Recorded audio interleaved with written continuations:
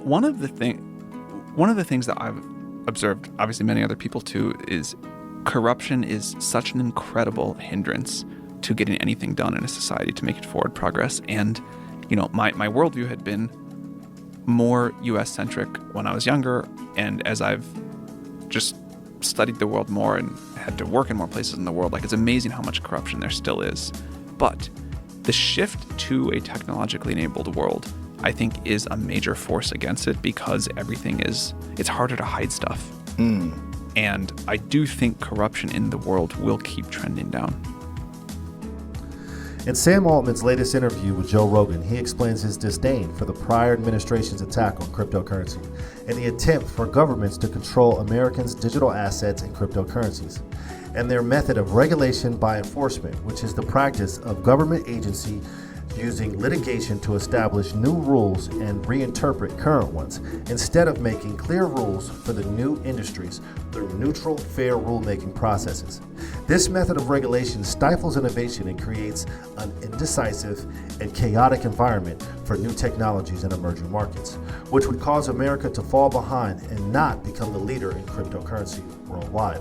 Joe Rogan expressed his optimism of Bitcoin's potential to become a, quote, universal viable currency. He highlighted its limited supply and the fact that anyone in the world can mine it with their own computer, which is a key factor for its broader adoption. He also mentioned how a former guest of his uses Bitcoin on a daily basis for all his living expenses and needs, which is an example of cryptocurrency's practicality in daily use. Now, let's listen as Joe and Sam give their thoughts on the crypto market.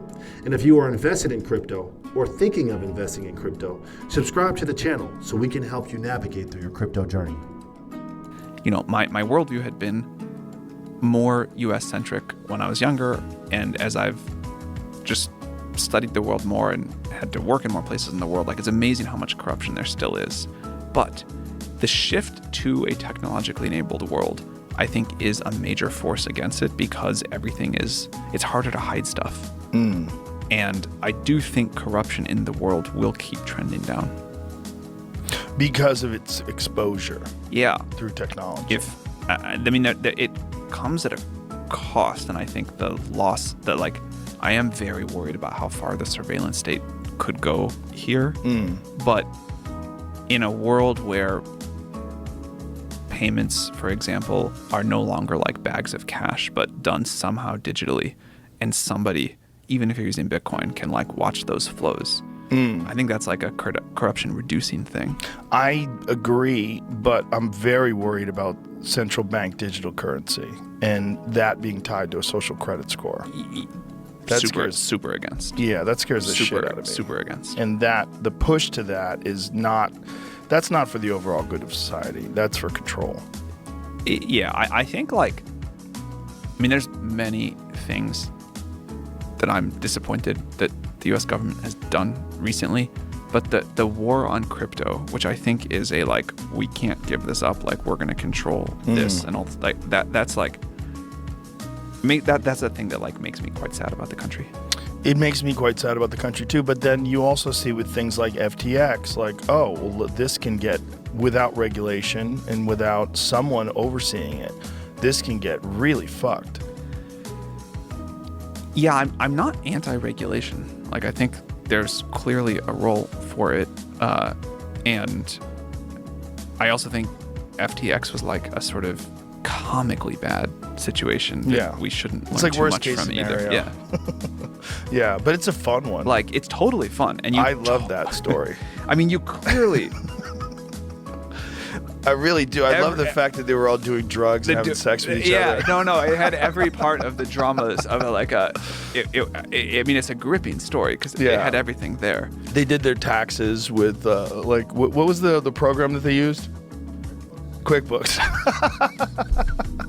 They're dealing with billions of dollars. I don't know why I think the word polycule is so funny, but polycule? That was what they when you call a relationship a poly but closed polyamorous molecule put together. Oh, I see. So they were this is our polycule. So there's 9 of them and they're poly, or 10 of them, or whatever. Yeah, and you call that a polycule. And I thought that was the funny that became a meme in Silicon Valley for a while that I thought was hilarious.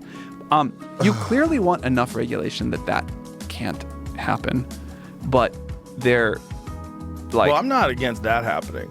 I'm against them doing what they did with the money. That's what I mean. The polycule is kind of fun. Go for it. No, Yeah. I mean, you want enough thing that like FTX can't lose all of its depositors' money. Yes. But I think there's an important point here, which is you have all of this other regulation that people, and it didn't keep us safe. And the basic thing, which was like, let's do that. That was not all of the crypto stuff people were talking about. Yes. I mean, the real fascinating crypto is Bitcoin. To me, I mean, that's the one that I think has the most likely possibility of becoming a universal viable currency. And it's limited in the amount that there can be. It's, people mine it with their own computer. It's like, that to me is very fascinating. And I love the fact that it's been implemented. And that at least I've had Andreas Antonopoulos on the podcast, and when he talks about it, he's living it. He's spending all of his money. Everything he gets paid is in Bitcoin. He pays his rent in Bitcoin. Everything he does is in Bitcoin. I helped start a project called WorldCoin a few years ago. So I've gotten to learn more about the space. I'm excited about it for the same reasons. I'm excited about Bitcoin too. But I think this idea that we have a global currency that is outside of the control of any government is a super logical and important step on the tech tree. Yeah, agreed. I mean, why should the government control currency? I mean, the government should be dealing with all the pressing environmental, social, infrastructure issues, foreign policy issues, economic issues. The things that we need to be governed in order to have a peaceful and prosperous society that's equal and equitable. What do you think happens to money and currency after AGI? I've wondered about that because I feel like with money, especially when money goes digital, the bottleneck is access. If we get to a point where all information is just freely shared everywhere, there are no secrets, there are no boundaries, there are no borders.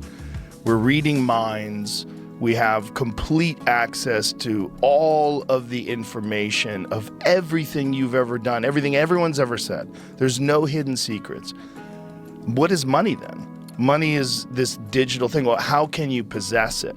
How can you possess this digital thing if there is literally no bottleneck? There's no barriers to anyone accessing any information because essentially it's just ones and zeros. Yeah, I mean, another way, I think the information frame makes sense. Another way is that money is like a sort of way to trade labor or to trade a limited number of hard assets like land and houses and whatever.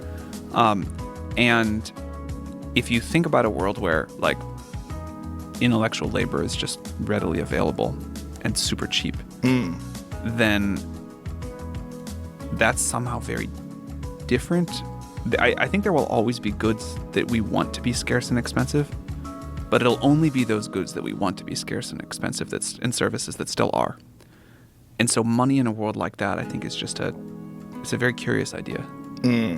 Yeah, it becomes a different thing. I mean, it's not a bag of gold in a leather pouch that you're carrying around. Not going to do you much good, probably. Yeah, it's not going to do you much good. But then the question becomes, how is that money distributed? And how do we avoid some horrible Marxist society where there's one totalitarian government that just doles it out? Yeah. That would be bad. I think you've got to, my current best idea, and maybe there's something better, is I think if we are right, a lot of reasons we could be wrong, but if we are right that the AGI systems, of which there will be a few, become the high order bits of sort of influence whatever in the world, I think you do need not to just redistribute the money, but the access so that people can make their own decisions about how to use it and how to govern it. And if you've got one idea, you get to do this. And if I've got one idea, I get to do that. And I have rights to basically do whatever I want with my part of it. And if I come up with better ideas than you, I get rewarded for that by whatever the society is or vice versa. Yeah. Since the inception of Bitcoin, governments worldwide have tried to control and suppress the new technology, fearing the freedom it would give to their citizens. But crypto has survived, and because of its decentralized technology, it is impossible to stop. Ideas are bulletproof, and so is crypto. Sam Altman believes that crypto is the logical answer as the next step of global currency and a hedge against corruption.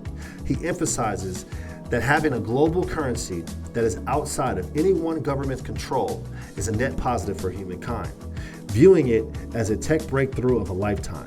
Then he expressed his concerns of the CBDCs and their potential use by governments for surveillance and control over people's financial activities, just like Choke Point 2.0. So we must stay vigilant and identify ways that the government will try to control on-ramps and off-ramps for crypto behind the scenes. We must make sure centralized stablecoins are vetted before we use them and make sure that they are trusted and safe. But what do you think? If this video was helpful, please subscribe to the channel. And if you have anything to add to the conversation, comment down below.